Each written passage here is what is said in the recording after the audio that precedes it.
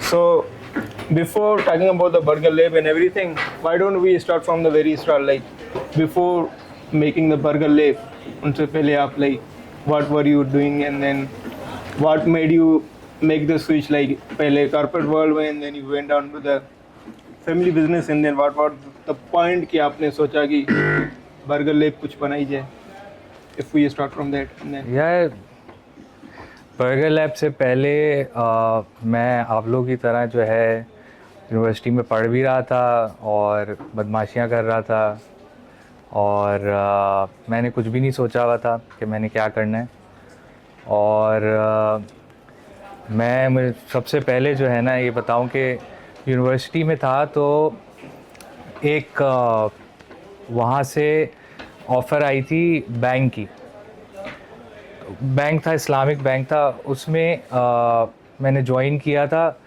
12 महीने काम करने के बाद जो है मेरी तबीयत वहाँ सही नहीं रहती थी और मैं बहुत बोर हुआ बैंक में। और फिर मैंने अपने फादर को ज्वाइन कर लिया और मेरे फादर का ऑटो पार्ट्स का बिज़नेस था और उनकी एक छोटी सी फील्ड थी जिसको मैंने ज्वाइन किया। उनके साथ काम किया मैंने 3 साल। उसमें वो टोयोटा इंडस मोटर्स को कुछ सप्लाईज देते थे, तो उसके साथ उनके साथ थोड़ा काम किया। वहाँ पे भी कोई ख़ास काम नहीं था मेरे पास, लेकिन बस देखता रहा उनके साथ। फिर मेरा छोटा भाई जो है वो भी मेरे साथ, उसने भी ज्वाइन करने की कोशिश की, तो मैंने बोला यार मतलब तुम भी यहीं कर लोगे तो मतलब हमने करना क्या है। और तो उसको मैंने बोला कि कुछ और सोचो, कुछ और करो। तो उसने एक कंपनी ज्वाइन की थी नैपसन्स के नाम से। वो बेसिकली सप्लाई करते थे किचन्स के जो सारा इक्विपमेंट होता है ना वो। तो वहाँ से हमें आइडिया आया कि यार हम कुछ करते हैं इसमें फूड बिज़नेस में। अब फूड बिज़नेस में क्यों? क्योंकि मुझे हमेशा से शौक़ था खाने पीने का। I was like a home chef. तो हाँ, उस ज़माने में there was a very big gap in burger market. और मैं भी उस वक्त यंग था, तो उस वक्त फास्ट फूड इतना ज़्यादा आम नहीं था। बर्गर मार्केट में तो बहुत ही बड़ा गैप था, क्योंकि मिस्टर बर्गर एक डाइंग ब्रांड था उस ज़माने में, बिल्कुल ही गायब हो चुका था। अभी तो फिर भी रीलॉन्च हुआ है थोड़ा बहुत, लेकिन उस वक्त और कुछ भी नहीं था। मैकडॉनल्ड्स ने थोड़ी बहुत हमारे लिए एक ट्रैक बनाया हुआ था कि मैकडॉनल्ड्स लोगों को एक डेवलप कर दिया था कि बर्गर कोई चीज़ होती है पाकिस्तान में, और मिस्टर बर्गर डाइंग ब्रांड था। तो हमने देखा कि एक स्कोप है कि हम एक कुछ ना कुछ कर सकते हैं यहाँ पे। और मुझे नहीं याद कि बर्गर्स लाहौर में कोई खाता हो या इस्लामाबाद में कोई खाता हो, मुझे बिल्कुल नहीं याद वहाँ पे कोई बर्गर का नाम निशान भी हो। तो हमने फिर जो है बर्गर के बारे में सोचा। हमारे घर के पास ही एक उसी वक्त नया ब्रांड ओपन हुआ था, बर्गर शैक, और वो बहुत मशहूर हो गया था। और उसी ज़माने में हम लोगों ने भी अपनी प्रिपरेशन शुरू की। तो उसमें हमें फ़ायदा ये होगा कि मेरा भाई जो है वो उस कंपनी में काम कर रहा था जिसमें किचन इक्विपमेंट बनाते थे। तो वहाँ से थोड़ी हेल्प हुई कि यार किचन इक्विपमेंट किस तरह बनेगा और वो सारा किचन किस तरह डिज़ाइन हो जाएगा। सो दैट तो 6 महीने तो हम लोगों ने जो है हमने काम किया था R&Ds पे। सही है कि हम बर्गर किस तरह बनाएंगे और क्या होगा क्या नहीं होगा। और उसके बाद जो है वो फिर उस 6 महीने में हमने जो है वो सारी प्रिपरेशंस की थी कि यार हमने एक डिज़ाइनर हायर की थी, इंडस वैली की लड़की थी, फ्रीलांस कर रही थी। उससे हमने जो है वो सारी डिज़ाइनिंग कराई थी, अपना सारा आर्ट वर्क डिज़ाइन कराया था। बर्गर बॉक्स हमारा बहुत डिफरेंट बर्गर बॉक्स था, वैसे करके ऊपर से खुलता था, लूप होता था, और सारी चीज़ें डिज़ाइन कराई थी उससे। मार्केटिंग एजेंसी हायर की थी। उस ज़माने में डिजिटल मार्केटिंग एजेंसी बहुत कम होती थी, और कोई जिस तरह हमने वो इलस्ट्रेटेड आर्ट जो है वो उसको किया था उस ज़माने में कोई नहीं करता था। वो हमने किया था। मतलब बहुत सारी चीज़ें हमने ऐसी की थी जो उस ज़माने में नहीं होती थी। And that's where we started, and then उस तरह सब कुछ स्टार्ट काफ़ी हुआ। इंटरेस्टिंग, काफ़ी मज़ेदार जर्नी भी। तो बस वहाँ से 2014 जैन में हमने उसको स्टार्ट किया, and then rest is history. अब उसमें बहुत कुछ है, बहुत कुछ बताने को है,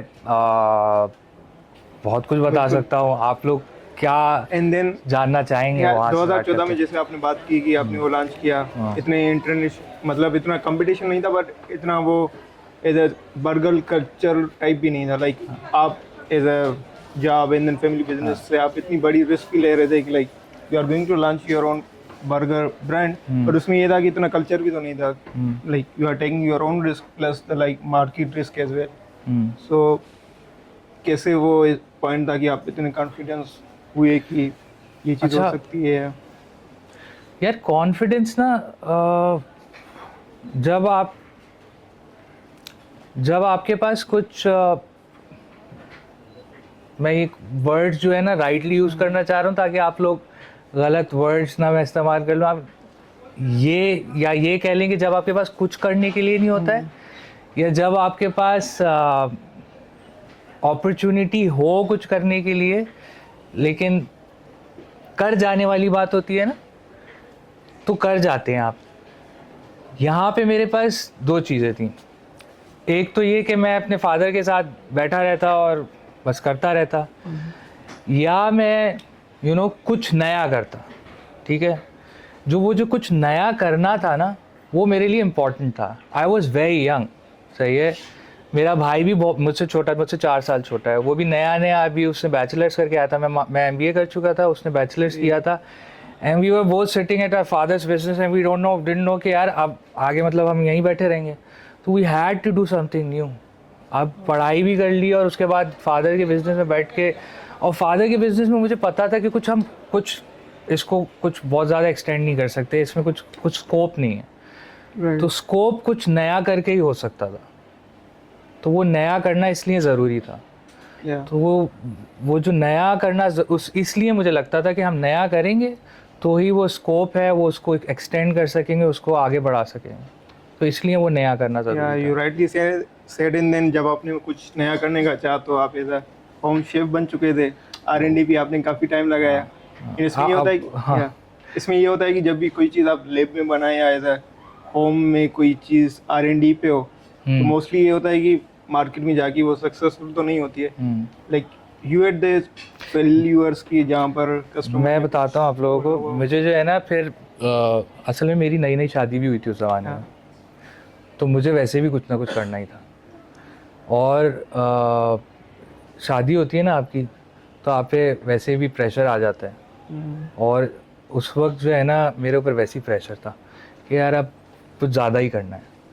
तो जब उस वक्त ना फिर मेरी बीवी ने ना मुझे एक नया चीज़ दिखाई थी, वो किताबें पढ़ती थी। तो मैंने भी किताबें पढ़ना शुरू की। पहली किताब तो मैंने खैर वो ये सेल्फ हेल्प बुक्स नहीं पढ़ना शुरू की थी। मैंने पहली किताब तो पढ़ी थी रहीकल मखतूम एक किताब है, नबी सल्लल्लाहु अलैहि वसल्लम की सीरा की किताब है।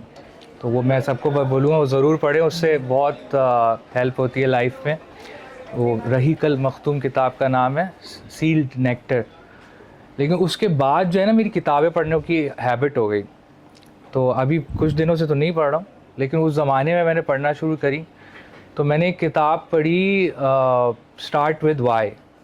वो बड़ी मशहूर किताब है और वो किताब बड़ी ज़बरदस्त है। अभी तो मैं काफ़ी भूल गया हूँ उसमें से, लेकिन एक कॉन्सेप्ट है उस किताब में स्टार्ट विद वाई में कि वो जो ना पर्पस आपका डिफ़ाइन होना चाहिए कि आप कोई चीज़ क्यों कर रहे हो।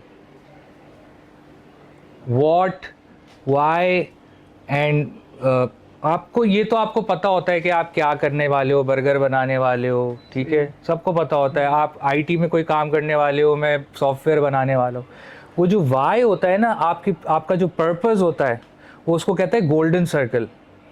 मैं आपको बता रहा हूँ वो किताब आप ज़रूर पढ़ें।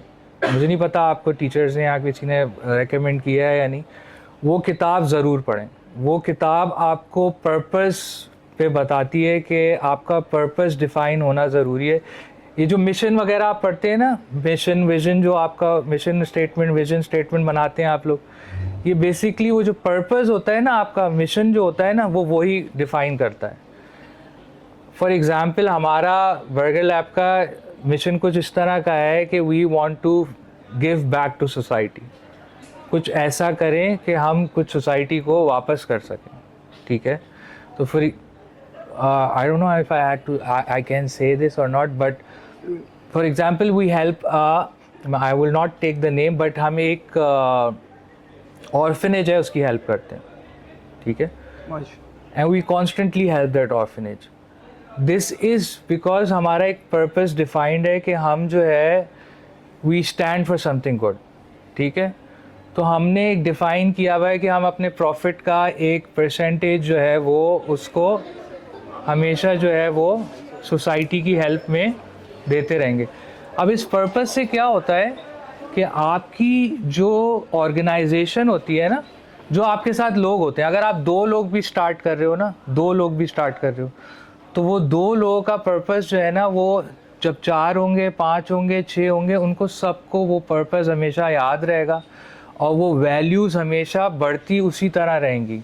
जब वैल्यूज़ उसी तरह बढ़ेंगी तो कभी भी जो है ना वो ब्रांड वो जो कंपनी है वो हमेशा इकट्ठी रहेगी. वो ब्रांड वो कभी भी जो है ना डिफ्लेक्ट नहीं होने लग जाएगी. उसकी वैल्यूज़ हमेशा सेम रहेंगी और वो इस तरह के ब्रांड हमेशा नॉर्मली हमेशा सक्सेसफुल रहते हैं. सक्सेसफुल ब्रांड या लॉन्जिविटी जिन ब्रांड्स की होती है ना, वो इसी तरह क्रिएट होती है. उनकी वैल्यूज़ बहुत स्ट्रांग होती हैं, इनकी वैल्यूज़ स्ट्रांग होती हैं. इसी तरह अब अगर स्टार्टअप्स की बात करें तो एक और किताब मैंने पढ़ी थी, पीटर थियल एक बंदा है, उसकी किताब है 0 to 1. वो बात करता है मोनोपोली की. अब वैसे तो मैं समझता हूँ मोनोपोली की वो बात करता है, अच्छी बात है कि आप जो है वो सिर्फ जो है वो बात करो कि यार ऐसा क्रिएट करो कि मोनोपोली हो. लेकिन मुझे लगता है कि life is all about trade offs. मुझे ऐसा लगता है कि कभी कभी ज़िंदगी में ट्रेड ऑफ्स की ही चीज़ है यार. मतलब दीन भी हमें यही सिखाता है कि दुनिया में कुछ ट्रेड ऑफ्स करना पड़ेंगे आपको, ये छोड़ोगे तो आखिरत में मिलेगा. तो life is sometimes about trade offs. तो कभी कभी कॉपी करके भी कुछ ब्रांड्स बहुत सक्सेसफुल हो जाते हैं. इसकी एग्जांपल्स भी बहुत सारी मिल जाती हैं आपको. ईबे के ब्रांड्स कॉपी हुए हैं और बड़े सक्सेसफुल मल्टी मिलियनियर्स बन गए इस तरह के लोग, और बड़े इस तरह की बहुत एग्जांपल्स हैं. तो ज़रूरी नहीं है. ये बुक बहुत अच्छी है और वो जो सिखा रहा है वो अगर कोई कर जाता है तो बहुत अच्छा है. लेकिन उसके बरक्स एक और किताब है आउटलायर. वो बंदा है, उसका नाम है मैल्कम ग्लैडवेल, आई थिंक यही नाम है उसका. आउटलायर है और इसकी किताब है टिपिंग पॉइंट. उस दोनों किताबों का मेरा मिक्स हो रहा है. वैसे तो कंटेंट बड़ा उसका वो बड़ी उसकी साइंस होती है और वो बड़ी अजीब सी बातें करता है. आप लोग पढ़ेंगे तो दिमाग खुलेगा. वो कहता है कि यार जो क्या कहते हैं, जो लोगों के पास जो है ना लोगों के पास जो है अपॉर्चुनिटीज़ आती हैं, कभी कभी जो है वो उनके टाइमिंग ऐसी होती है कि उनको मिल जाती हैं, कभी कभी वो मतलब तुक्का होता है, कभी कभी वो कहता है 10,000 आवर्स का एक कॉन्सेप्ट है. अगर आप किसी चीज़ को 10,000 आवर्स देंगे तो आप उसमें एक्सपर्ट हो जाएंगे. तो इस तरह के बहुत सारे कॉन्सेप्ट्स हैं. तो मैं शुरू इस बात को आप लोगों से किया था कि ये किताबें जो है ना ये पढ़ना चाहिए. इनसे बहुत हेल्प होती है. ये कॉन्सेप्ट्स हम पढ़ते हैं तो वो दिमाग में कहीं सबकॉन्शियस में चले जाते हैं, और जब हम काम कर रहे होते हैं तो कहीं ना कहीं वो आपको हेल्प कर रहे होते हैं डिसीजन मेकिंग में, लाइफ में बहुत जगह पे. इसी तरह जब बर्गर लैब की मैं 13 साल 14 साल हो गए हमें, इसमें बहुत जगह पे अप्स एंड डाउन्स आए हैं. मैं भी, हम लोग बैठे हुए थे रूम में, तो मुझे याद है मैं बता रहा था कि मुझे किसी बहुत बड़े ब्रांड के बहुत बड़े ओहदेदार ने बोला था कि जो लोकल ब्रांड्स होते हैं, एक बाहर के ब्रांड है, बहुत बड़ा पाकिस्तान का ब्रांड है, मोस्ट सक्सेसफुल ब्रांड है पाकिस्तान का, उन्होंने मुझे बोला था कि ये जो लोकल ब्रांड्स होते हैं 5 साल की लाइफ साइकिल होती है, उसके बाद ये फेड आउट हो जाते हैं और बंद हो जाते हैं, ख़त्म हो जाते हैं. तो मुझे अल्हम्दुलिल्लाह 13 साल हो गए, we sustained, we had ups and downs. उस ब्रांड के भी अप्स एंड डाउन्स मैंने देखे. एंड उस ब्रांड को मैंने यहाँ तक देखा था कि लोग कह रहे थे कि बस अब ये बंद होने वाला है, and they revived as well, and we revived, and we went down, we came up. ये होता रहता है. सो things change, lives change, we move forward. If one thing I've learned from my journey is that you don't give up. I remember आज से 2-3 साल पहले की बात है, कोविड आया था जब, एक तो कोविड को तो 5 साल हो गए, थोड़ा टाइम गुजर जाता है, टाइम का भी आजकल पता नहीं लगता। जब कोविड आया था तो हम लोग कोविड आने पे सर पकड़ के बैठे हुए थे कि यार अब क्या होगा, मतलब हम लोग तो बंद हो जाएंगे, तो किस तरह चलेगा सब कुछ, मामला क्या होगा। तो फर्स्ट मंथ हम लोग बंद थे, और फर्स्ट मंथ के बाद we had very good growth. Why? Because people moved to delivery, and we were a fast food brand, so we had this opportunity that people were moving towards delivery, and fast food brand had more space, and people were moving towards fast food because जो देसी brands होते हैं या दूसरी चीज़ें होती हैं वो इतनी डिलीवरी पे नहीं चलती जितना फास्ट फूड ब्रांड चलते हैं डिलीवरी पे। तो मतलब रास्ते खुद ही खुलते चले जाते हैं। बट यू लर्न, और वो मेरे लिए लर्निंग थी आज कि आप जब जिस प्रोसेस से गुजरे, जब हम शुरू में आए थे तो हम एक टेक अवे आउटलेट खोली थी। It was like a 400 square feet outlet थी, जस्ट अ किचन। आज वो कॉन्सेप्ट वापस आ रहा है, आज मैं अभी आपको एग्जांपल दूंगा, वो आज वो कॉन्सेप्ट वापस आ रहा है। हमने बिल्कुल छोटी सी टेक अवे आउटलेट खोली थी, बाहर लोग आ जाते थे, शाम को खोलते थे 5 बजे 6 बजे खोलते थे हम, बाहर लोग आ जाते थे, 10-12 लोगों की लाइन लगी हुई होती थी, और यू नो उसमें कंप्लेन भी हो रही थी, और जिस तरह हो रहा होता था। डिफेंस में हमने आउटलेट खोली थी, और आज जो है उसके बाद हमने डाइनिंग्स की तरफ गए, डाइनिंग्स बहुत अच्छे चले। फिर आहिस्ता आहिस्ता वो डाइनिंग्स से रुझान डिलीवरी की तरफ चला गया। कोविड आया, बिल्कुल ही डिलीवरी की तरफ चला गया। आज हमारे बड़े बड़े डाइनिंग्स खाली होते हैं, डिलीवरी पे हमारे बहुत बड़े बड़े वॉल्यूम्स हैं। फूड पैंडा आया और फूड पैंडा ने सारा बिजनेस डिलीवरी पे कर दिया है। तो ये चेंजेस जो है ना, ये बिजनेस के साथ सारे चेंजेस जो हैं वो आते रहते हैं। तो ये चेंजेस जो हैं ये आते रहेंगे बिजनेस में। तो ये these are the learning curves जो आपको सीखना, मतलब बिजनेस चेंज होता रहेगा, कोई भी चीज़ स्टैग्नेंट नहीं रहेगी।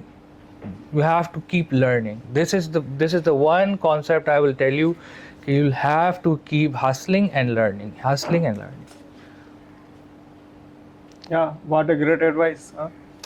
एंड जैसे आपने डिसीजन की बात की, वैल्यू एंड पर्पस, एंड हम भी ये होता है कि मोस्टली फिर वो डिसीजंस वगैरह लेने में इतने वो ले नहीं पा रहे होते हैं कि पर्पस क्लियर नहीं होता है ना, वैल्यूज़, या मतलब ऐसे जैसे आपकी वैल्यूज़ या पर्पस क्लियर थे, लाइक जैसे आपने डिफाइन कर दिया कि हाँ ये करना है, तो मोस्टली ये होता है कि फिर जैसे हम भी यहाँ पर हैं तो कोई मतलब वो पर्पस या वैल्यू पता नहीं चल पाता है कि लाइक व्हाट्स देयर थिंग कि जिस पे वो काम किया जाए, या मतलब उस चीज़ को कैसे फाइंड किया जाए कि हाँ, जैसे आपने काफ़ी कुछ भी बताया, लेकिन एज ए एडवाइस की कैसे हम उस चीज़ को फाइंड आउट कर सकते हैं, अपने पर्पस को, अपने पर्पस को फाइंड आउट करना है। किताब बताया, नाम बताया मैंने, आप लोगों को खुद ढूंढना पड़ेगा, पढ़ना पड़ेगी। अब मैं पूरा लेक्चर तो नहीं दे सकता पर्पस को, आप लोग पढ़ते हैं यहाँ पे, आप लोग अपनी किताबें पढ़ते हैं यहाँ पे, तो पूरे लेक्चर होते हैं। अब वो पर्पस को फाइंड करने के लिए वो तो मुझे पूरा कोर्स कराना पड़ जाएगा।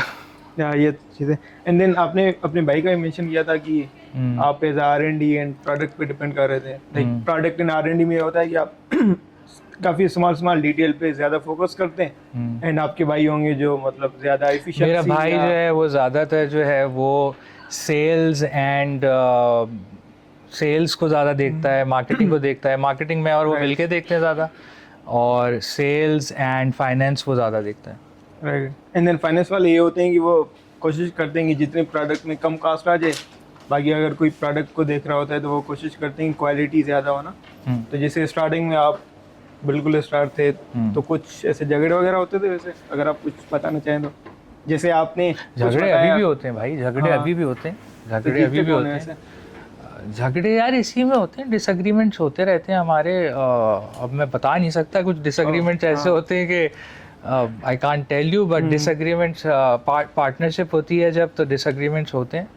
and that's part of the game. If you guys ever get into a partnership, disagreements होते हैं, but remember कि disagreements को के साथ भी partnership आगे चल सकती है, and 99% of the times partnership breaks, but मेरी partnership अल्हम्दुलिल्लाह अभी तक चल रही है, and that's because we are people who understand each other. It's not just me and my brother. We have a friend as well in our partnership who is also a friend from a childhood, and he understands us very well, and I think our partnership will never break because हमारी understanding बहुत अच्छी है.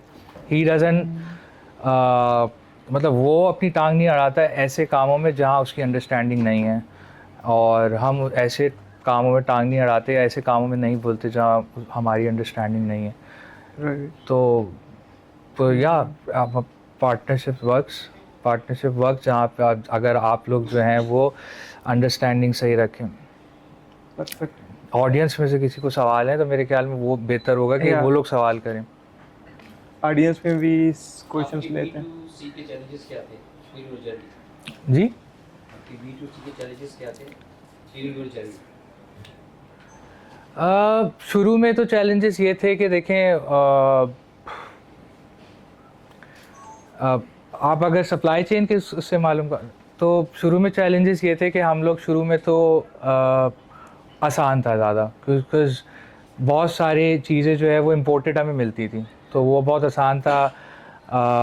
हमें सारी चीज़ें vendors थे जो supply कर देते थे. अमेरिकन प्रोडक्ट्स बहुत मिलते थे, साउथ अफ्रीकन प्रोडक्ट्स मिलते थे, वो बहुत अच्छे प्रोडक्ट्स होते थे. फॉर एग्जांपल मेयोनीज़ अमेरिकन आ रही थी, हम एक हॉट सॉस यूज़ करते थे साउथ अफ्रीकन, तो वो बड़ी अच्छी चीज़ें हम यूज़ कर रहे थे.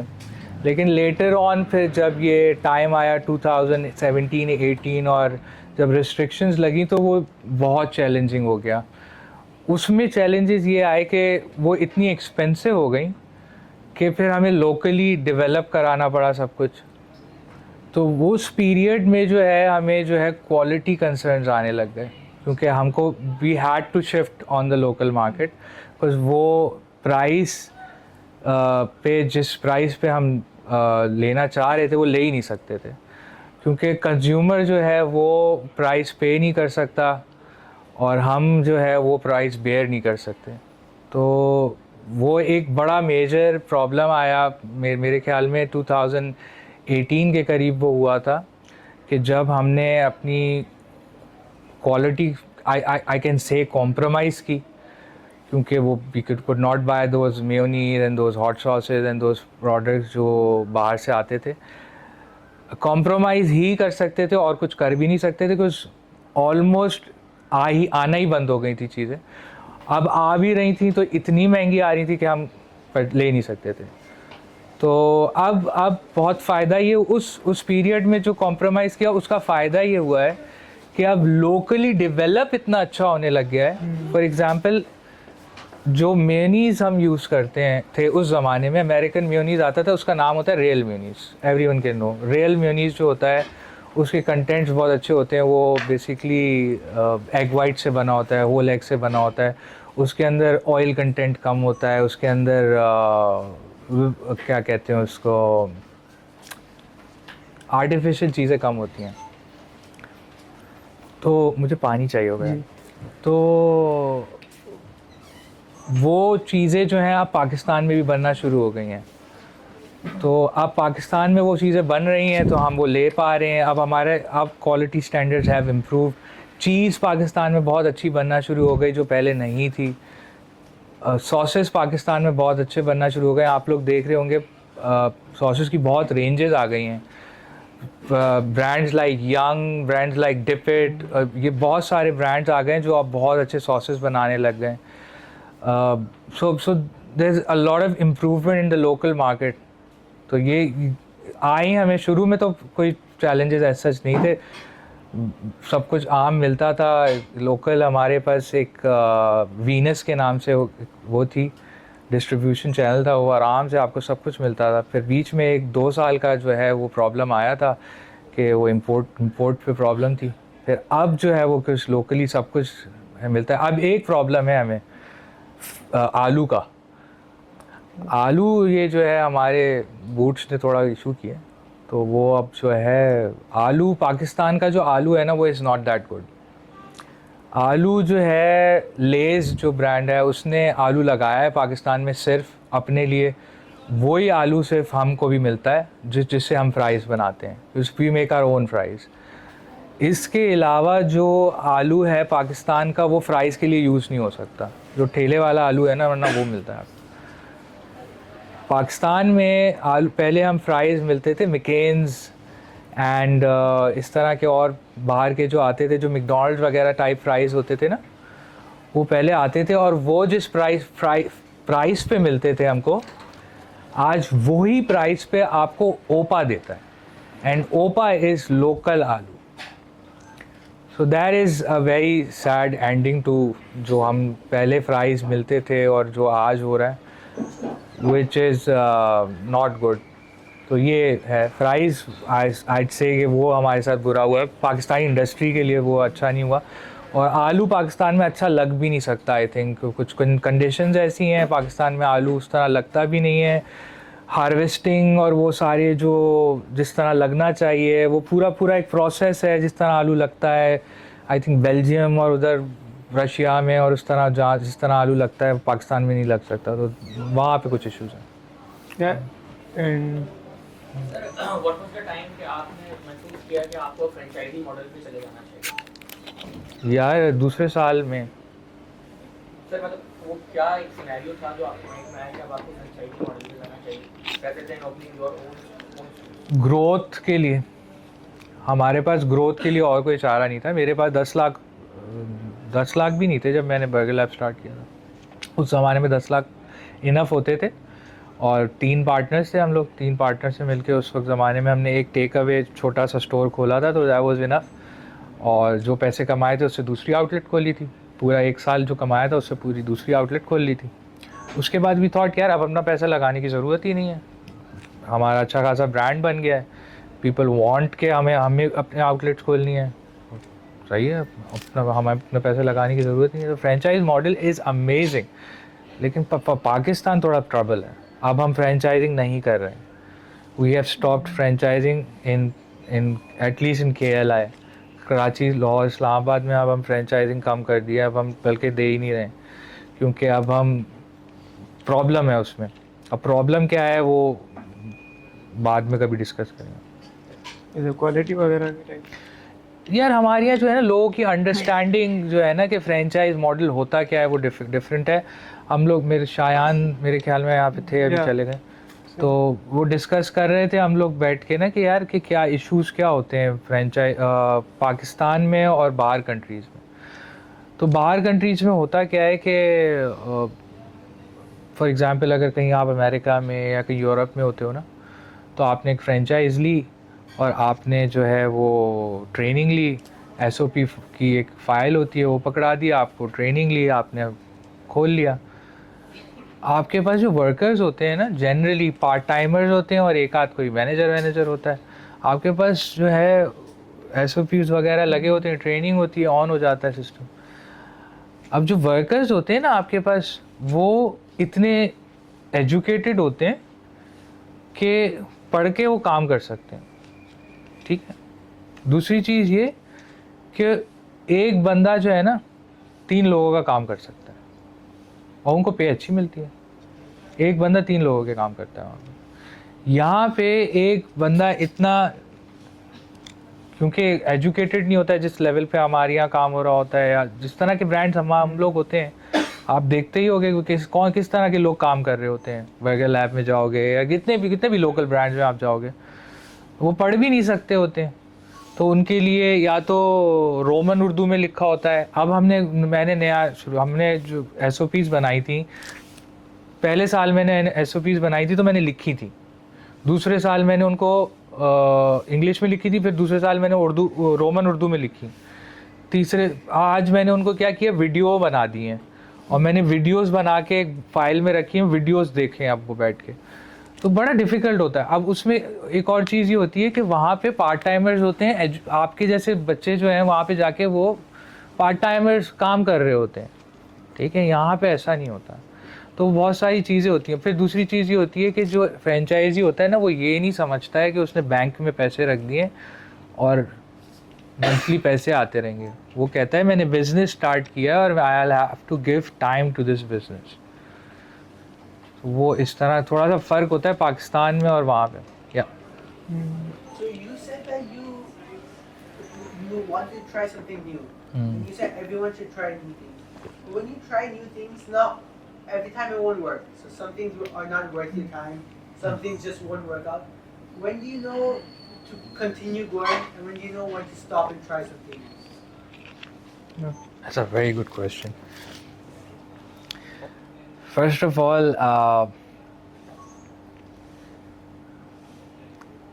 are we all entrepreneurs here? Are we all? Are we all? I'm asking you. Yeah, we are. I Don't we? You are. So we're not all entrepreneurs here, right? So if we all are entrepreneurs here, then it's something called it's एक और किताब है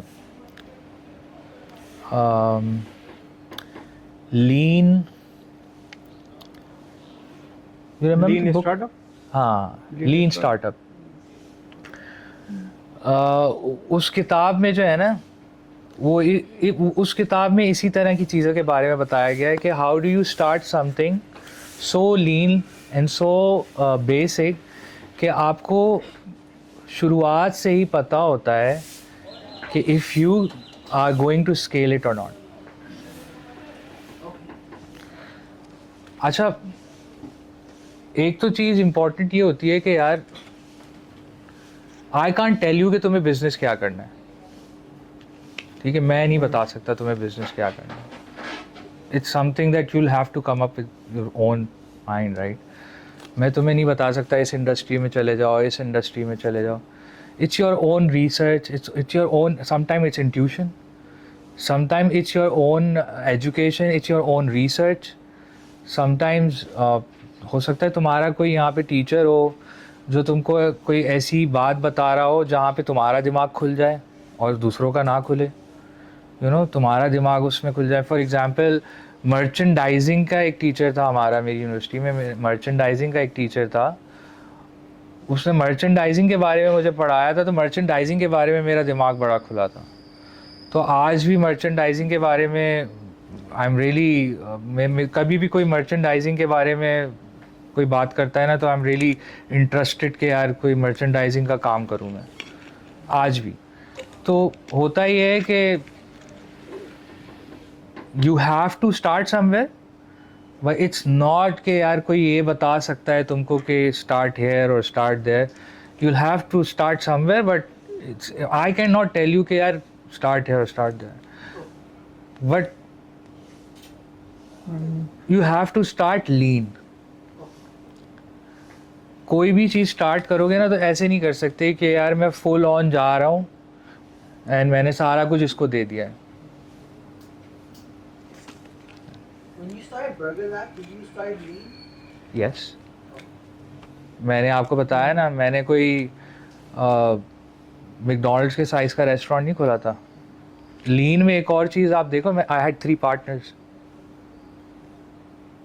we were 3 partners, the risk was divided, it was a very small store, it was just a takeaway outlet, but lean का मतलब ये नहीं था कि I did not leave any stone unturned। मैंने मार्केटिंग एजेंसी हायर की थी, a digital marketing agency at that time in 2013। कोई नहीं करता था, किसी को पता ही नहीं था फेसबुक पे ऐड कैसे लगाते हैं, किसी को नहीं पता था। फेसबुक एडवर्ड्स किसी को नहीं आता था। Thank you. ठीक है, किसी को फेसबुक ऐड लगाना नहीं आते थे, और मतलब आपको मतलब ब्रांड बनाना था, हमें ब्रांड डेवलपमेंट की थी पूरी, लोगो डिज़ाइन कराया था। ऐसे नहीं कि बर्गर लैब लिख दिया था, लोगो डिज़ाइन कराया था प्रॉपर। मैं बता रहा था ना, मर्चेंडाइज डिज़ाइन कराई थी, बहुत यूनिक बर्गर का वो जो पैकेजिंग थी वो बहुत यूनिक डिज़ाइन कराई थी। जो कैप्स थी, एप्रन्स थे, हर चीज़ डिज़ाइन कराई थी। मैं बात कर रहा हूँ 2013 की यार, 2013 is long time now. I swear मैं यहाँ बैठा हुआ हूँ and I swear I feel so old right now. आज मैं यहाँ पे यूनिवर्सिटी में आया and it was so nostalgic for me because I was young like you guys one day and I was very naughty. I was not like this and I was मतलब मैं ऐसे नहीं बैठ सकता था कहीं पे। मैं वैसे तो मतलब I was a lead vocalist basically. मैं गाने गाता था, गिटार बजाता था यूनिवर्सिटी में। आई वॉज लाइक मैं ऐसा था, लेकिन स्टेज पे चढ़ने से पहले ना मुझे खांसी शुरू हो जाती थी, मेरे पैर शिवर होना शुरू हो जाते थे। मैं पहले वॉशरूम जाता था, पानी वानी पीता था, शीशे में देख के जो है ना अपने आप को तैयार करता था। लेकिन आज मैं यहाँ पे आया और it was very normal, but बच्चों को देख के, तुम लोगों को देख के it was nostalgic for me. But it's so amazing कि यार मैं तुम लोग को ये सब बता रहा हूँ। खैर, तो brand development is very important. पूरा काम करना है आपने, पूरा काम, छोड़ना कुछ भी नहीं है। छोटा सा करना है स्टार्टअप, छोटा सा करना है। स्टार्टअप होते हैं, स्टार्टअप का मतलब क्या है? पहला बटन दबाना है ना, लेकिन पूरा काम करना है, कुछ छोड़ना नहीं है। That's how you start. या थैंक यू।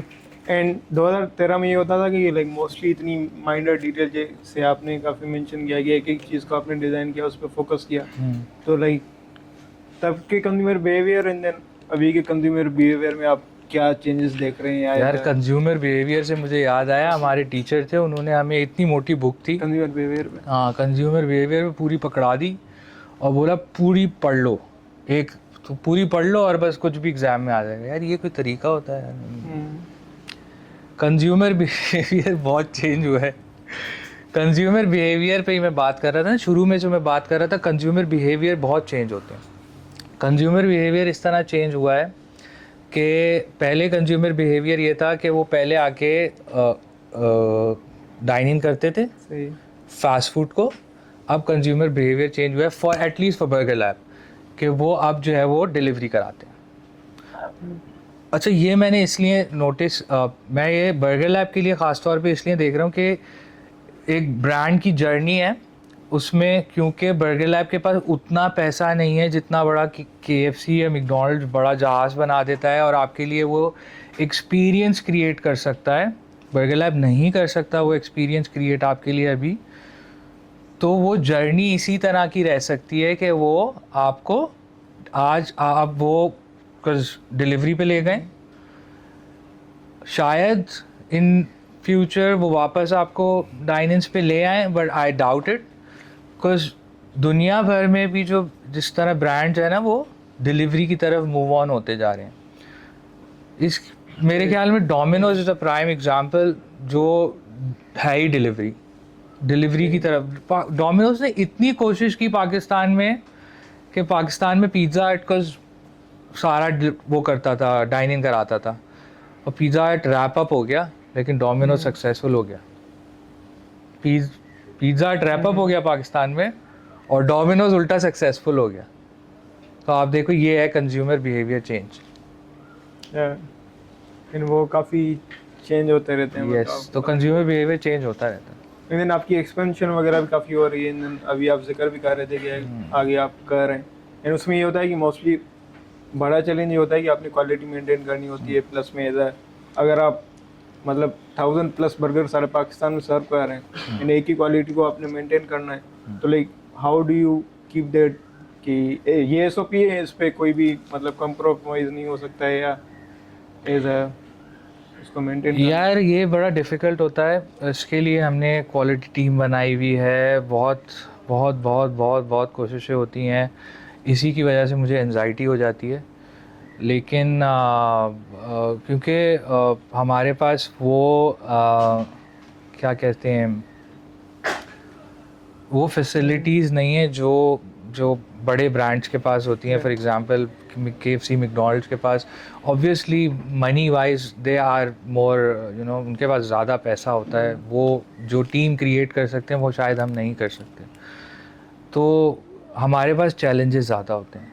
मैं कल की बात बता रहा हूँ, मैंने खुद ये किया कि मैंने बर्गर लैब फूड पांडा से ऑर्डर किया और मेरे पास मेरा बर्गर सही नहीं आया, तो सही नहीं आया। हाँ वो सही नहीं आया, तो मैंने अपनी टीम से फिर किया और आज मेरी सुबह मीटिंग थी उनके साथ, तो दिस इज़ हाउ मैं अपनी टीम की जो है वो पुल देयर लेग्स।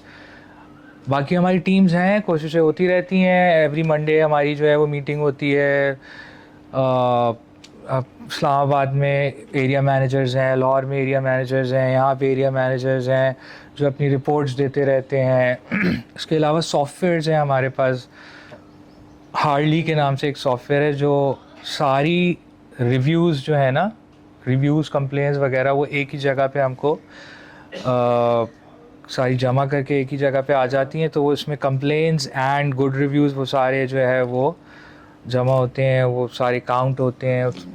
तो वी हैव अच्छा है सिस्टम, लेकिन it's not as great I would say कि मैं बोलूँ कि यार we are doing a good job, बहुत ज़बरदस्त काम चल रहा है हमारा, वी कैन मतलब इम्प्रूव ऑन दैट, बट या इनमें से अभी काफ़ी बायर भी ब्रांचेस वगैरह में ये होता है कंप्यूटर विजन के मॉडल इस्तेमाल करते हैं and then they try to improve the quality experience और समथिंग। हाँ, तो उसके लिए आप जो है वो या लोकली फूड बिजनेस में आपने ऐसी कौन सी प्रॉब्लम ऑब्जर्व की है जिस पे कैपिटलाइज किया जा सकता है? लोकली फूड बिजनेस में कौन सी ऐसी प्रॉब्लम जिस पे कैपिटलाइज किया जा सकता है?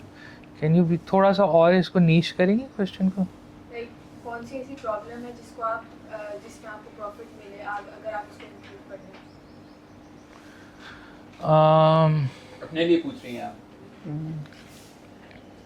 You have food bread? Sir मैं और मेरा भाई हम लोग खोलना चाह रहे हैं, स्टार्ट करना। अच्छा अच्छा अच्छा,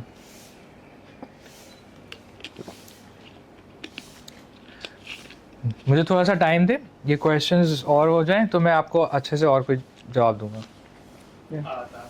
What was the point after realizing here अब मेरी ये जो आउटलेट है उसको आप एक्सपेंड टुवर्ड्स नेक्स्ट आउटलेट, और आप जो वो quality maintain like quality check किस तरह करते हैं कि इस आउटलेट पे ये रेवेन्यूज आ रहे हैं, इस आउटलेट पे ये आ रहे हैं, लाइक कुछ पर्टिकुलर फिगर्स होते हैं, तो फिर उसको किस तरह कैटे करते हैं? यार फर्स्ट आउटलेट से सेकंड आउटलेट कैसे की, आई थिंक ये बताया था मैंने। वैसे फर्स्ट आउटलेट से सेकंड आउटलेट ऐसे की थी कि मतलब फर्स्ट आउटलेट का जो प्रॉफिट था वो कुछ भी उसमें से ड्रॉ नहीं किया था और वो सारा जमा करके सेकंड आउटलेट खोल ली थी। आई थिंक 14th मंथ में हमने सेकंड आउटलेट खोल ली थी। वो हमने खोली थी PCHS में, कौन सी जगह है, शाहरा है, नहीं शाहरा फैसल नहीं, नहीं सिंधी मुस्लिम नहीं, वो बादराबाद से पहले वो पड़ती है, शाहरा कायदीन, शहीद मिल्लत पे खोली थी। फिर वो यार वो बीच में वो उसमें आग लग गई थी, बर्न डाउन अभी कुछ साल पहले, हाँ पिज़्ज़ा से पहले, हाँ। तो वो एग्जैक्टली 14 मंथ्स बाद वो ओपन की थी। तो जितना भी प्रॉफिट फर्स्ट आउटलेट का था वो हमने ड्रॉ नहीं किया था, वो जमा किया था और उससे हमने सेकंड आउटलेट खोली थी। And what was your second question? Second question was कि आप लोग के डिफरेंट आउटलेट्स हैं, उसके जो रेवेन्यू नंबर्स होते हैं, तो उसमें ऑब्वियसली हर आउटलेट का अपने अलग अलग नंबर होता है। तो फिर आप लोग किस तरह मेंटेन करते हैं कि ये आउटलेट प्रॉफिटेबल जारी उसको कंटिन्यू करते हैं, इसको ड्रॉ करते हैं? यार कुछ आउटलेट्स ऐसे होते हैं जो आपके प्रॉफिटेबल होते ही हैं, के नंबर्स प्रॉफिटेबल हैं, और कुछ आउटलेट्स ऐसे होते हैं फॉर एग्ज़ाम्पल जो आपके फेस होते हैं, जो आपको लॉन्ग टर्म में प्रॉफिट देंगे, तो आप उनको सस्टेन करते हैं। जब आप इस पोजीशन में होते हैं, जैसे पोजीशन में मैं हूँ, for example just for example मैं डॉलमेन मॉल में हूँ, डॉलमेन मॉल तारिक रोड पे मेरी एक आउटलेट है। अगर वो आउटलेट मेरी नहीं भी चल रही और मैं अगर डॉलमेन मॉल में हूँ तो मैं इस पोजीशन में हूँ कि मैं वो सस्टेन कर सकता हूँ। तो मेरी डॉलमेन मॉल में आउटलेट है, पीपल विल स्टिल सी कि मैं बर्गर लैब है, So I would still sustain that outlet. समझे? लेकिन वो एक हद तक की अगर वो एक हद तक ऑब्वियसली, ऐसे नहीं कि मतलब मेरी बॉटम लाइन को इतना हर्ट करने लग जाए कि मैं उसको फजूल में रख रहा हूँ, एक हद तक. Bhai, first of all, I'm really happy to meet you. Thank you. I own a gyro stall inside IBA. Oh, But wow. I've seen कि कोई भी business हो, Is this allowed? yeah, it is allowed, students can Yeah. run Wow. a food business inside IBA. Oh wow. तो मैंने एक चीज notice किया, कोई भी business हो, सबसे important चीज is consistency and then trust in your partners and workers. Yeah. But sir, gyro का एक period था November December where we were making no sales, हमारे पास salaries नहीं थी देने को, and me and my partners was crashing out उस वक्त. But हमने 2 हफ्ते R&D करा, we researched, we did, and then alhamdulillah we are back on track. But since you have an experience of over 13 years, Burger Lab Mushroom is one of the biggest local brands. Hmm. आप उन point से कैसे pickup करते हैं? क्योंकि I have seen 2021 और 22 वाला जो पीरियड था, Hmm. उसमें burger lab was like boomed सबसे ऊपर, लाइक कोई भी बर्गर लैब ऑर्डर कर दो. But again we see your burger lab में एक डिक्लाइन आया, फिर ऊपर गई. Hmm. तो एज यू सेड कांस्टेंट वाली बात है. Hmm. बट एक ग्रीक फिलोसोफर है हेराक्लिस, तो उसने एक बात बोली थी, only thing constant in life is change. But how do you adapt to that change? वो मुझे आपसे पूछना है. How do you adapt to the change? उन्हीं से पूछना चाहिए. यार ये बहुत ही मुश्किल सवाल तुमने मुझसे पूछ लिया, फिलोसॉफिकल सवाल है. बट मैं अपनी जर्नी से बताऊं अगर, और मैं जो भी बातें अगर तुम्हें बताता रहा हूँ उससे अगर तुम कुछ पिक कर लो, तो चेंज से रिलेटेड मैं कुछ एक्सपीरियंस बता देता हूँ अपना.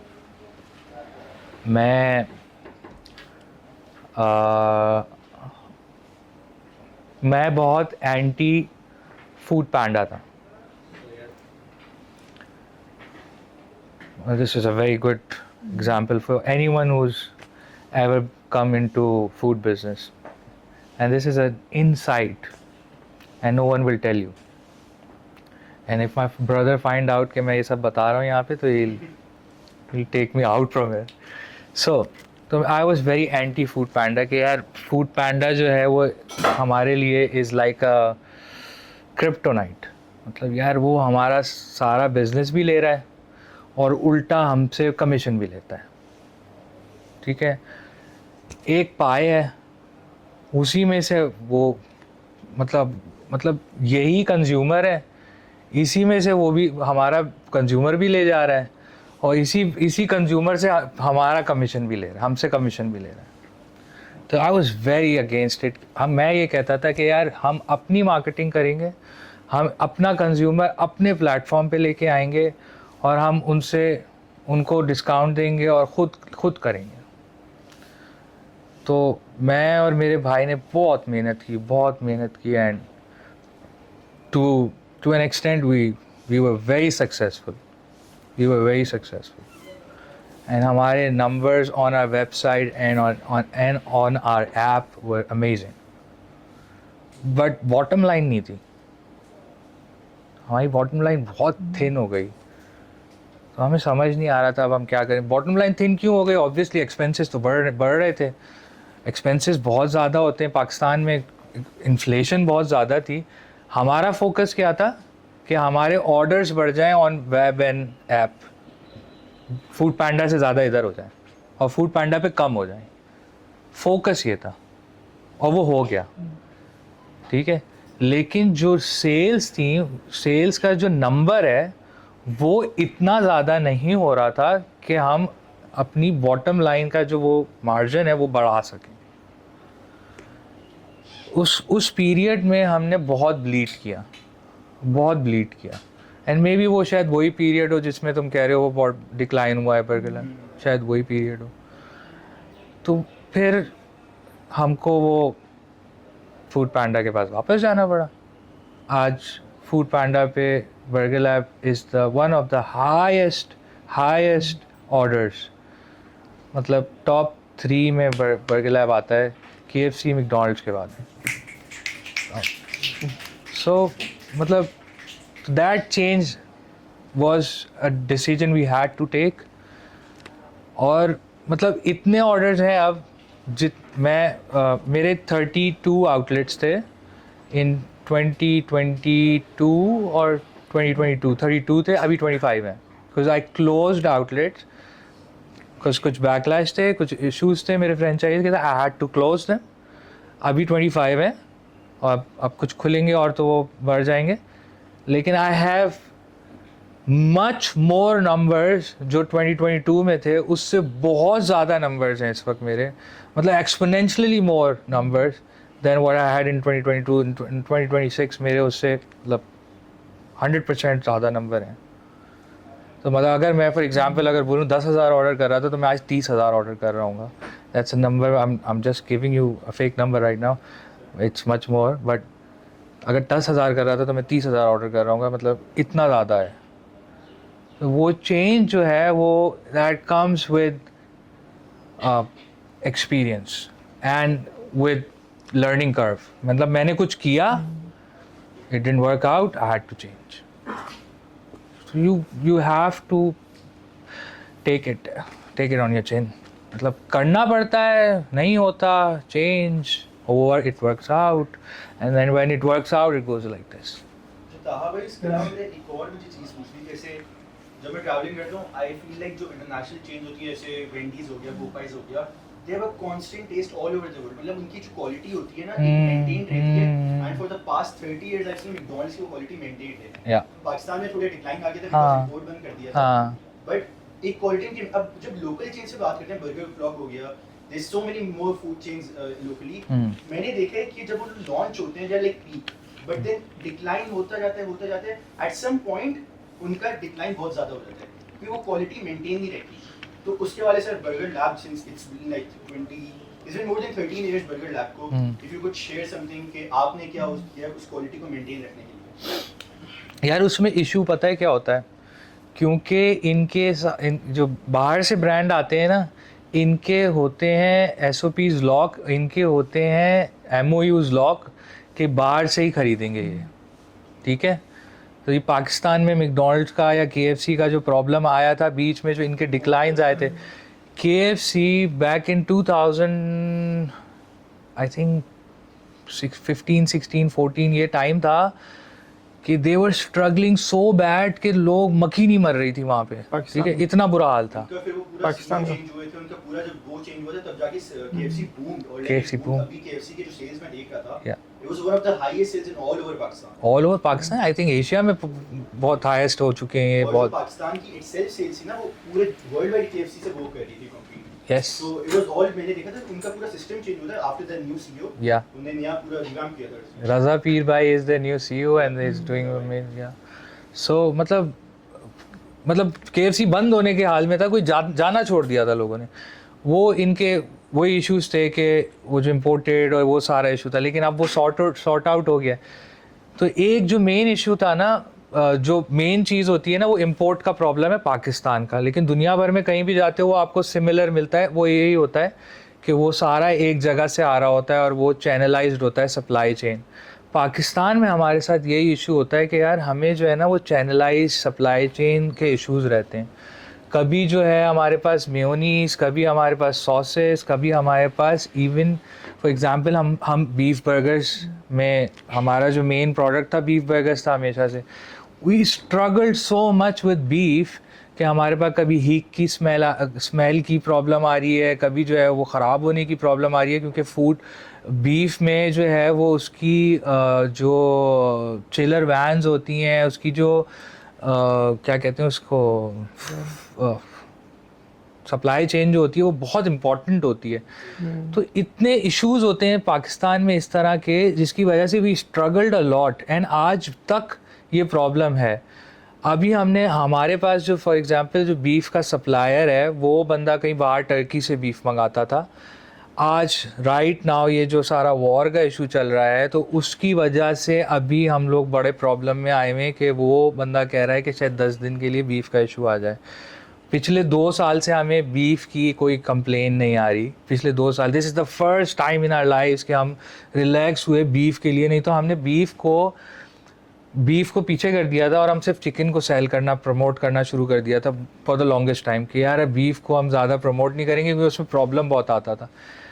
पाकिस्तान के जितने भी बड़े बुचरीज हैं यहाँ पे, टाटा मीट है और जितने भी यहाँ पे ज़बीहा है, मैं सबके पास गया, वो वो कहते हैं हम आपको दे ही नहीं सकते उस रेट पे जिस रेट पे आप मांगते हैं बीफ, ठीक है, क्योंकि वो सब भैंस का गोश्त देना चाहते हैं और वो कोई भी काऊ मीट नहीं दे सकता जिसमें स्मेल ना हो।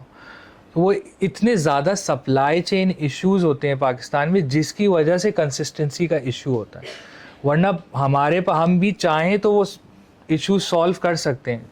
और दूसरी चीज़, Pakistan is a very very price sensitive market, तो हम वो प्रोडक्ट की प्राइस ही नहीं रख सकते।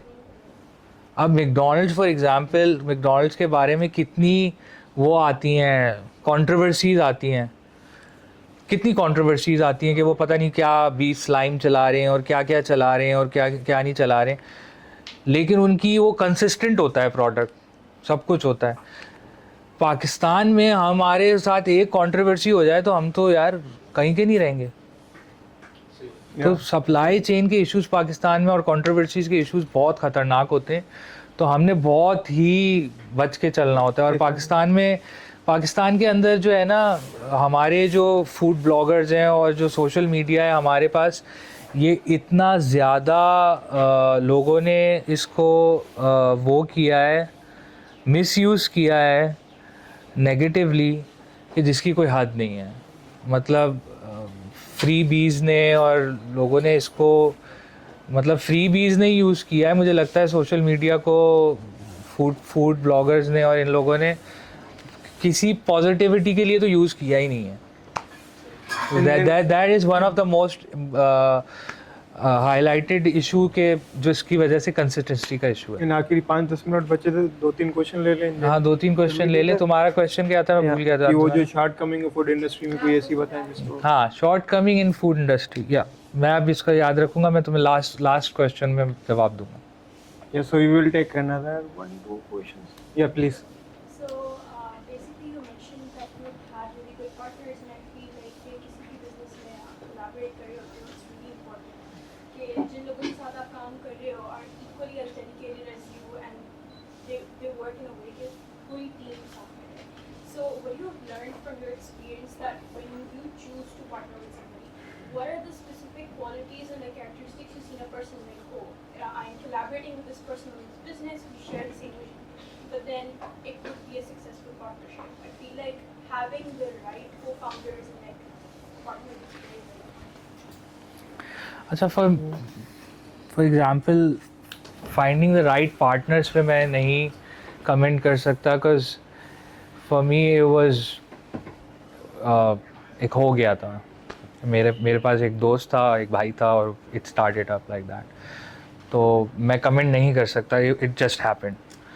बट अगर मेरे एक्सपीरियंस से मैं बोलूँ तो finding the right partner for your business would be कि आप ऐसे पार्टनर को ढूंढो जो अंडरस्टैंडिंग हो, अंडरस्टैंडिंग इन द सेंस के अपने काम में रहें लोग, आपके काम में टांग ना अड़ाएं।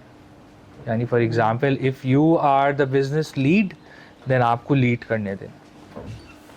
मतलब वो कल को ये ना बोले कि यार आप सही लीड नहीं कर रहे, अब मेरी बारी है, ये नहीं हो, ये हो ही नहीं। मतलब this is a no brainer होना चाहिए, मैं ही लीड करूँगी, वरना बिजनेस बंद कर देते हैं। या मैं जब तक मैं नहीं बोलूँ आप नहीं लीड कर सकते। तो क्लियर रेडलाइन होनी, क्लियर होना चाहिए इस तरह। How do you maintain that? How do you maintain that boundary? यार ये तो लोगों के अपने नेचर्स होते हैं, ये चेंज नहीं हो सकता। यू नो, आप ऐसे लोगों को जानते हो, ऐसे लोगों को जानते हो, पहचानते हो, वरना ऐसे नहीं कर सकते आप किसी को कि यार मैं इसको बोलूँ कि आप ऐसे बन जाओ, ऐसे नहीं होता।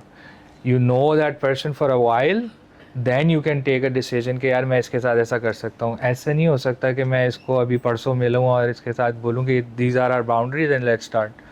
ऐसे नहीं हो सकता जी। So you mentioned that you saved up the profits from the first branch and you Yeah. started the second one in month 14. So which month did you guys pay yourself the salary in? Oh, so I was the first one to take salary. It was just a small stipend, like 30,000 rupees, because I You've been was married, huh? yeah, I was married and I was standing in the kitchen all day. It was for the first 5 to 6 months, I was the one who will open the shutter in the morning. 10 a.m. in the morning, I would open the shutter and go do the prep with the staff, and I would come back home at 3 p.m. I'll take the shower and change and everything, and then I'll come back home, come back to work at 6, and then start, and then go back home at 1. So that was my routine. And sometimes when I go back to sleep at night, मेरे ये पैर है ना ये एकदम अकड़ जाते थे, and my wife would wake up and बहुत दर्द होता था. तो ये so I used to get that 30,000 stipend. और जो फर्स्ट चेक मुझे मिला था, जो फर्स्ट बिग चेक मिला था, वो मुझे मिला था तो हमने फर्स्ट फ्रेंचाइज सेल की थी. तो 14 मंथ्स पे तो हमने दूसरी आउटलेट खोल ली थी, जो सारा पैसा जमा हुआ था. तो दूसरी आउटलेट खोली, तो उसके बाद वो भी, फिर उसके भी, जब आप दूसरी आउटलेट खोलते हो तो उसके भी अखराजात होते हैं, सैलरी शुरू हो जाती हैं, उससे आप फ़ौरन नहीं निकाल सकते. कोई भी बिज़नेस स्टार्ट होता है ना, तो उसके जो फर्स्ट मंथ होता है ना, आप उससे कभी भी फ़ौरन बिज़नेस से पैसे नहीं निकाल सकते. सही है, आपको प्रॉपर्ली चलाना चाहिए ये वो, लेकिन आप उस बिज़नेस में से फ़ौरन ड्रॉ नहीं करते हैं, ठीक है, क्योंकि आपको ये नहीं पता होता कि अभी इसमें जो है हो सकता है नेक्स्ट मंथ जो है वो स्लो हो जाए या नहीं हो.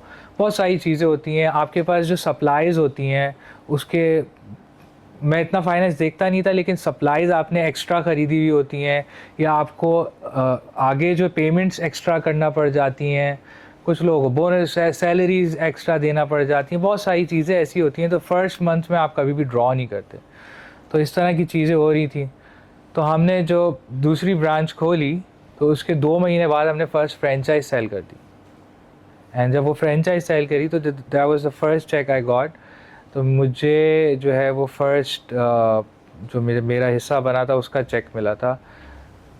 That is the first. And in which year you start to sell the पहली ब्रांच आपने कब सेल की थी फ्रेंचाइज? समझ लो 14 महीने, और उसके बाद 2 महीने बाद, और तो टोटल 16 मंथ बाद जो है वो फर्स्ट फ्रेंचाइज सेल की. या प्लीज. सर मेरा एक सवाल है कि जैसे आप 2 बंदे हैं, एक मार्केटिंग गाय है, वो चाहता है कि मैं अपना बिजनेस स्टार्ट करूँ, उसने स्टार्ट कर लिया. एक बंदा लेकर आया बहुत अच्छा प्रोफेशनल, जिसको आता है खाना वाना बनाना, उसने एक कार्ट लगा दिया. दैन कुछ टाइम बाद ये होता है कि जब वो थोड़ा सा चलने लग जाता, तो वो बंदा या तो खुद अपना ठिया या कार्ट अपने बराबर में लगा लेता उसी उसके आउटलेट के बराबर में, या वो कह लें कि कोई और जो हमारा प्रोडक्ट होता है, क्योंकि हम उस मार्केट में होते हैं जहाँ पे फूड की डिमांड हो, एक फूड स्ट्रीट बनी हुई है. तो मसला ये आता है कि वो कुछ टाइम बाद या तो वो उसको कोई और ले जाता है थोड़े ज़्यादा पैसों में, जब वो देखता है हाँ यार मुझे काम आ गया, मार्केट के अंदर डिमांड हो गई, और या तो वो खुद ही अपना वो बना देता है. एक तो इससे कैसे बचा जाए? रिसेंटली एक दोस्त था हमारा. आपका सवाल अगर मैं करूं, तो आप ये कह रहे हैं कॉपी कैट से कैसे बचा जाए? हाँ, मतलब हमने एक बंदा लेकर आए, ठीक है, उसके पास जब वो रिसोर्सेज नहीं थे, उसको हुनर आता था खाना बनाने का. हमने उसको कार्ड दिया, हमने बोला चलो मिलकर बिजनेस स्टार्ट करते हैं, और हमने स्टार्ट कर लिया. देन क्या हुआ कि जब थोड़ा सा बिजनेस तो चलने लगा, तो उसने बराबर में ही एक और दुकान खोली, या कोई बंदा आके उसको ले गया. ठीक है, एक तो ये मसला. तो हम इससे कैसे बचा जाए कि हम फिर मैं खड़ा हो जाऊँ जरा. ये कैमरा रिकॉर्ड हो रहा है इसका इसी से. हाँ जी जी. आउटलेट मॉडल्स पे जाए, या फिर हम मतलब कैसे उसको ओवरकम करें? आप बैठ जाओ यार. क्योंकि एक रिसेंट मेरा एक फ्रेंड है, उन्होंने लाइक इस तरह ही किया, बंदा लेकर आए, मार्केटिंग करवाई और सारी चीज़ हुई. जैसे वो चलने लगा, तीसरा बंदा आके उस जो उनका कुक था उसको ले गया. आप कौन से सेमेस्टर में हो? Basically I am from marcom team, IB के स्टाफ में. अच्छा, आप स्टाफ. तो सबसे इम्पोर्टेंट ये है कि आप सबसे पहले ना यहाँ से किसी से ब्रांडिंग पढ़ें. ब्रांडिंग तो आपको समझ आएगा कि जब कोई ब्रांड डेवलप करता है ना, तो वो ब्रांड की वैल्यू होती है. जो प्रोडक्ट बनाते हैं ना आप, वो कोई कॉपी कर सकता है, कोई मसला नहीं होता. लेकिन जो ब्रांड होता है ना उसकी वैल्यू होती है। अब बर्गर लैब की कॉपी सैकड़ों बनी हुई है, बहुत सारे लोगों ने बहुत सक्सेसफुल ब्रांड भी बनाए लोगों ने उसके, लेकिन बर्गर लैब अपनी जगह खड़ा रहा। तो उससे फ़र्क नहीं पड़ता कि कोई कॉपी कर लेता है, कोई आपका शेफ़ ले जाता है, उससे फ़र्क नहीं पड़ता। आपने अपना जो प्रोडक्ट बनाया होता है ना उसकी आपने SOP बना ली होती है, आपकी अपनी बुक पढ़ी हुई होती है, ये आपका प्रोडक्ट है, ये आपका ब्रांड है, वो अपनी जगह खड़ा रहेगा, किसी के आने से जाने से कोई फ़र्क नहीं पड़ता। आपका ब्रांड, आपका जो लोगो होता है, आपका जो नाम होता है वो वहीं रहेगा। लोग आपके नाम को खाने आएंगे, ठीक है, तो वो वहीं रहेगा। Yeah. Thank And you. why don't we should just end on our note? Ji Our question. जी, आप कह रही थी कि आप थोड़ा सा और मुझे बताएंगे, क्या कह रही थी आप मुझे बताएं कि आप पहले बिजनेस क्या कर रही हैं। मेरी फैमिली में काफ़ी सारे लोग हैं जिनके अपने कैफ़ेज़ वगैरह हैं। सही है। तो मेरे भाई ने और मैंने पहले कैफ़े का सोचा, बट वो आइडिया इतना पिच नहीं किया सही। हमें। तो हमने फिर जो स्ट्रॉबेरी चॉकलेट्स होती हैं वो उसका सोचा हमने कि स्ट्रॉबेरी डिप्ड इनटू चॉकलेट्स, उसके जो मग्स होते हैं वो हम Right. सेल करें। सही। बट मेरा सवाल ये था कि आपने भी जैसे फूड बिजनेस स्टार्ट किया, आपने भी काफ़ी सारे ऐसे लोकल फूड स्ट्रीट पे ठेले वगैरह देखे होंगे, काफ़ी सारे मसले आपने उसमें देखे होंगे जो आपने सोचा होगा अपने ब्रांड में सेल करें तो आपके उससे प्रॉफिट मिले। तो आपने ऐसी क्या मुश्किलात उसमें देखी और आपका ब्रांड का सक्सेसफुल? सही है। मैंने जो चीज़ देखी थी ना वो मैंने देखा था मार्केट गैप, कि गैप कितना बड़ा है। अगर आप बर्गर लैब को देखें, मैंने देखा था गैप कितना है, और गैप बहुत बड़ा था।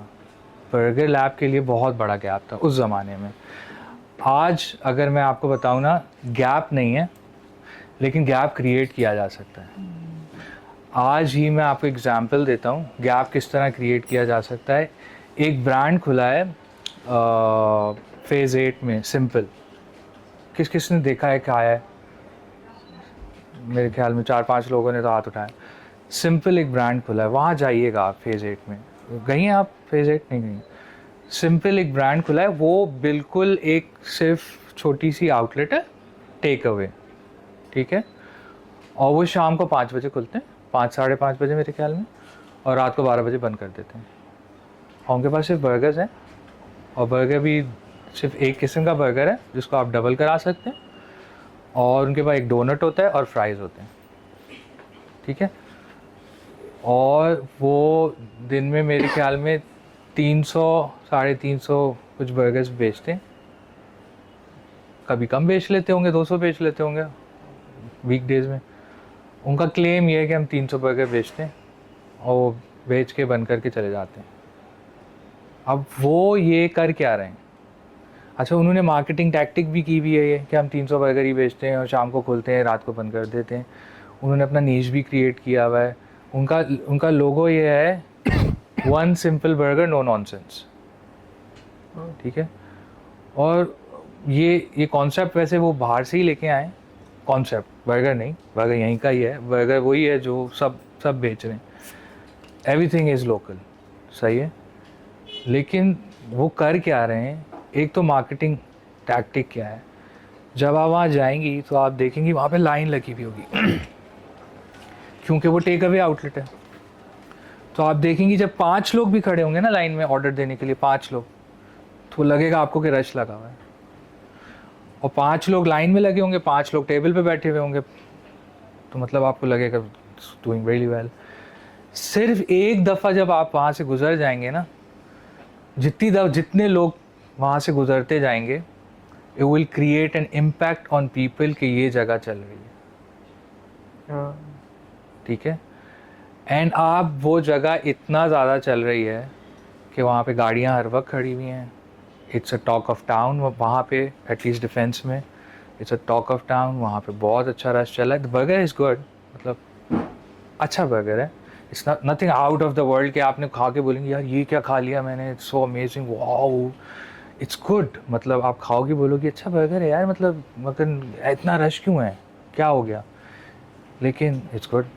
लेकिन उन्होंने कुछ डिफरेंट क्या किया है, एक तो उनका मेन्यू इतना लीन है, लीन की बात कर रहा था ना मैं, इतना लीन है, one simple burger, that's it.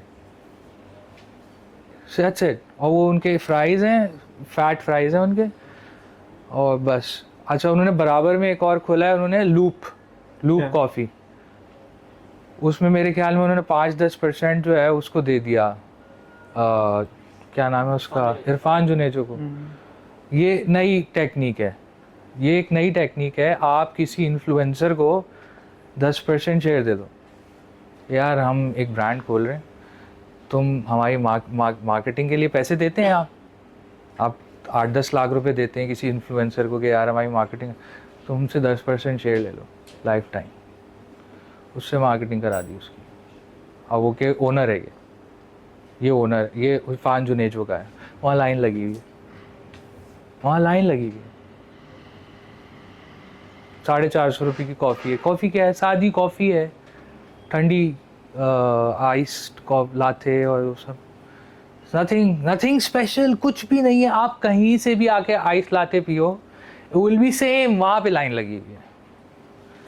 Study करो, मैं ज़्यादा कुछ नहीं बता सकता इस बारे में। स्टडी करो, वहाँ जाओ, सिट देयर, स्टैंड देयर, आप जाओ, लूप एंड सिंपल। मैं बता रहा हूँ, सक्सेसफुल ब्रांड है ना, वहाँ जाके बैठ जाओ, just sit there and see why are people standing here, what are they doing, what have they done. उनका मेन्यू देखो, इन्होंने मेन्यू में क्या किया है, इन्होंने गेटअप क्या किया है, इन्होंने इनका, अच्छा वहाँ पे जाओ, उनका जो लड़का है, वो जो ऑर्डर टेकर है, वो क्या कर रहा है, वो अपसेल कैसे कर रहा है, वो बात कैसे कर रहा है। अब वो लाइन में लगे हुए थे, मेरी तबीयत थोड़ी ख़राब थी, मेरे थोड़ा सा जो है ना डिप्रेशन हुआ था, तो मैं लाइन में लगा हुआ था। वो बंदा जो है वो बहुत देर लगा रहा था। अब लाइन 10 लोगों की हो गई। मैंने कहा यार 4 लोग लगे हुए हैं, तू ख़त्म ही नहीं कर रहा है लाइन, मतलब बड़ा जानबूझ के बढ़ाया जा रहा है लाइन, ऑर्डर ले ले भाई। तो जब मैं उसके पास गया तो मैं ठंडा हो गया था। मैंने कहा भाई जल्दी से ऑर्डर लो, एक बर्गर है और एक ये है कि, मैंने कहा सिंगल बर्गर है। वो कहता आप डबल क्यों नहीं ले रहे। मैंने कहा यार डबल कर लो, ठीक। आज भी मैंने उसको डांटा था, लेकिन फिर उसने नहीं छोड़ा मुझे। सर आप डबल क्यों नहीं ले रहे, डबल कर लो। अब मैं लिटरली आपको बता रहा हूँ, आप बर्गर लैब में कभी जाओ, आपको जो मेरा स्टाफ होगा ना, वो ऑर्डर लेगा, बोले हाँ ठीक है, उसकी ट्रेनिंग इतनी अच्छी है। मेरा स्टाफ, मैं कितना ट्रेन करता हूँ उसको, लेकिन वो नहीं मानते, वो लोग, उनको समझ ही नहीं आती। इंसेंटिवाइज अच्छा किया हुआ है, इंसेंटिवाइज अच्छा किया हुआ है। ये बड़ी ट्रेनिंग की बड़ा ज़बरदस्त इसका एक मॉडल होता है, इंसेंटिवाइज किया जाता है और ट्रेन किया जाता है। अब हमारे पास मसला ये होता है कि हमारे पास इतने स्टोर्स होते हैं, इतने लोग होते हैं, सुबह का अलग, शाम का अलग, आज उसकी छुट्टी, दूसरा है, तीसरा है, चौथा है। एक आउटलेट हो, एक बंदा हो, एक बंदे को ट्रेनिंग देनी हो, तो ये बहुत आसान हो जाता है। जब आपकी इतनी आउटलेट्स हों, सुबह का अलग, शाम का अलग, छुट्टी वाले दिन अलग, आज लंच के टाइम पे अलग और कोई अलग, तो ये बहुत मुश्किल हो जाता है। तो कहने का मकसद ये है कि आप लोग को लर्न करना है।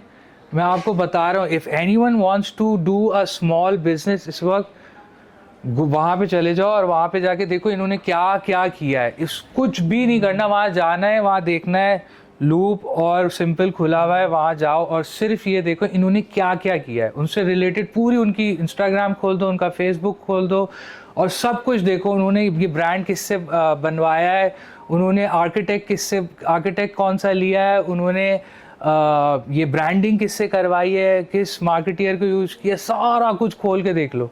तुम लोग को सब कुछ समझ आना लग जाएगा कि यार ये किस तरह होता है। सारे लूप होल्स नज़र आना शुरू हो जाएंगे, यार ये किस तरह कर रहे हैं ये लोग, क्या किसको केटर करना चाह रहे हैं, किसको नहीं करना चाह रहे हैं, सब कुछ समझ आना शुरू हो जाएगा। सारे आंसर, ये जो तुम ढूंढना चाह रही हो ना, वो खुद मिलना शुरू हो जाएगा। ये मुझसे नहीं मिल सकता, मैं नहीं बता सकता कि यार ये एक चीज़ ऐसी है जो ये कर लेगा तो वो ऐसे हो जाएगा, नहीं मिल सकता। मैं भी खुद ढूंढ रहा होता हूँ। अच्छा, इससे 10 मिनट ऊपर भी हो चुके हैं, लेकिन आपने इन्होंने कारपोरेट में भी काम किया हुआ है, बैंकिंग में। हाँ, तो आपका बैंकिंग का एक्सपीरियंस, बैंकिंग का यार एक्सपीरियंस नहीं, बैंकिंग मैंने यार छोड़ दी थी। 12 महीने मैंने काम किया था और मेरे लिए मैं रोने वाला हो जाता था, मतलब इतना मैं थक जाता था, बोर होता था और थक जाता था। It was very bad. Also, Taha, just to conclude, Yeah. what one advice would that you give to the students here? Because part of your journey is also IBA. So No, I was not in IBA. I was in IOBM, CBM. Okay, Yeah. I'm sorry. Sorry if anyone was confused. Advise the students in terms of leveraging the time at the university for something that far-fetched in the future, like something they should do, or something that you did, or something you should have done, something that you would want them to, utilize this time. यार मैं advice, यार आप लोग जो है ना मुझसे बेहतर स्टूडेंट्स हो, क्योंकि आप लोग IBA में बैठे हो, ठीक है। दूसरी चीज़ ये कि आप लोग मुझसे बेहतर स्टूडेंट्स हो बिकॉज आप लोग मुझे सुनने आए हुए हो। मैं आप लोग की जगह होता, मैं आप लोग किसी को सुनने नहीं जाता था। आप लोग मुझसे बेहतर इसलिए हो कि आप लोग क्वेश्चन कर रहे हो, मैं क्वेश्चन भी नहीं करता था। आप लोग बहुत ज़्यादा आज कॉन्शियस हो, सुनने बैठे हो, सवाल कर रहे हो, मुझसे बहुत बेहतर हो आप लोग मुझसे बहुत आगे जा सकते हो। इट्स ऑल अबाउट क्या हुआ, इट्स ऑल अबाउट कुछ कर जाना है इंशाल्लाह। मैं कुछ भी एडवाइस दूं, कुछ भी बोलूं, इट्स यूजलेस। आपने खुद कुछ कर जाना है। मैं कहीं भी नहीं हूँ। मैं लिटरली आपको बता रहा हूँ, बर्गर लैब इज़ नथिंग। मतलब मैंने कुछ बहुत बड़ा नहीं किया है। पाकिस्तान में मुझसे बहुत बड़े बड़े लोग हैं, दुनिया में बहुत बड़े बड़े लोग हैं। I am no one nowhere. आप लोग मुझसे बहुत आगे जा सकते हो और जाओगे, क्योंकि आप लोग मुझे सुनने आए हो। मतलब इट्स नथिंग। आप लोग बहुत आगे जा सकते हो। और अगर मेरी कोई एडवाइस आपके काम आ जाए, मैंने बहुत सारी बातें बताएं, अगर आपके काम आ जाए तो अमेजिंग, लेकिन आप लोग बहुत आगे जा सकते हो। मैं लिटरली आप लोग को यहाँ पे देख के कि आप लोग मुझे सुन रहे हो, it's an honour for me and I am really honoured कि आप लोग यहाँ पे सारे बैठे, इतने सारे लोग मुझे सुन रहे हो। It's an honour for me. And जो लोग नहीं भी सुन रहे पीछे बैठ के सो इट्स ओके। लेकिन good luck to you guys. You are too kind and clapping. अभी तो तालियों से बहुत ज़्यादा